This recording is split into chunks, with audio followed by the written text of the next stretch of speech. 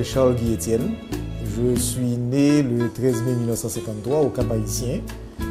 J'ai fait une partie de mes études au Cap. Et lorsque mes parents ont eu des difficultés, finalement, on a dû venir à Port-au-Prince. Et là, c'était une nouvelle aventure. Au Cap Haïtien, j'ai fréquenté l'école des frères de l'instruction chrétienne. Et lorsque nous sommes rentrés à Port-au-Prince, j'ai fréquenté partiellement le petit séminaire, mais vraiment quelques mois.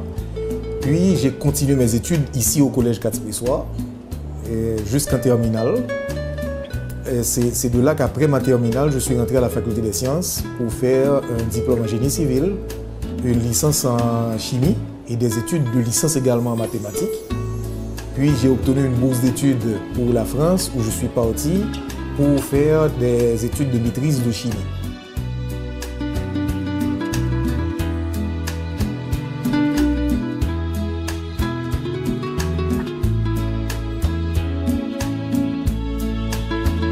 Pour moi, l'échec, c'est juste une marche de l'escalier du succès.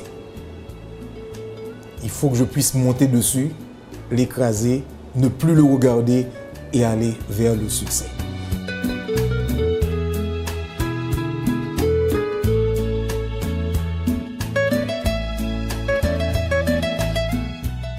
J'ai dû à un certain moment abandonner mes études quand j'étais en France parce que mon beau-père, M. Ernest Vaval, qui dirigeait le collège Quatre-Pressoir, il m'a écrit et il m'a demandé de revenir tout de suite en Haïti, sinon il allait fermer l'école. Donc j'avais le choix entre continuer mes études vers le doctorat et ne pas revenir pour diriger l'école, ou abandonner mes études et revenir pour diriger l'école. Il m'a fallu juste une nuit de réflexion pour abandonner mes études et revenir travailler ici à l'école, avec un objectif que mes élèves fassent le doctorat que moi je n'ai pas pu faire. Et j'en compte beaucoup qui ont fait leur doctorat. Donc ça, c'est un succès pour moi. D'abord, c'est un grand honneur pour moi. Et à chaque fois que je reçois une distinction, et c'est là, le prix Charles Plaisimont de l'excellence, une très très grande distinction, je fais un retour sur moi-même et je me dis comment faire pour ne pas décevoir ceux-là qui m'ont distingué.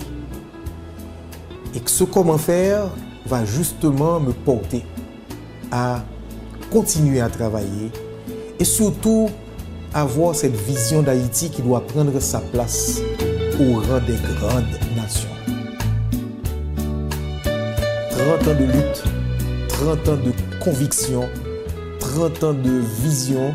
Il fallait qu'on change le système et voilà que le monde entier vient de reconnaître. Alors là, quand j'ai reçu cette distinction, ma première réflexion a été il y a 30 ans de cela, j'ai couru un gros risque. Et voilà que maintenant, on a une reconnaissance qui nous autorise à continuer.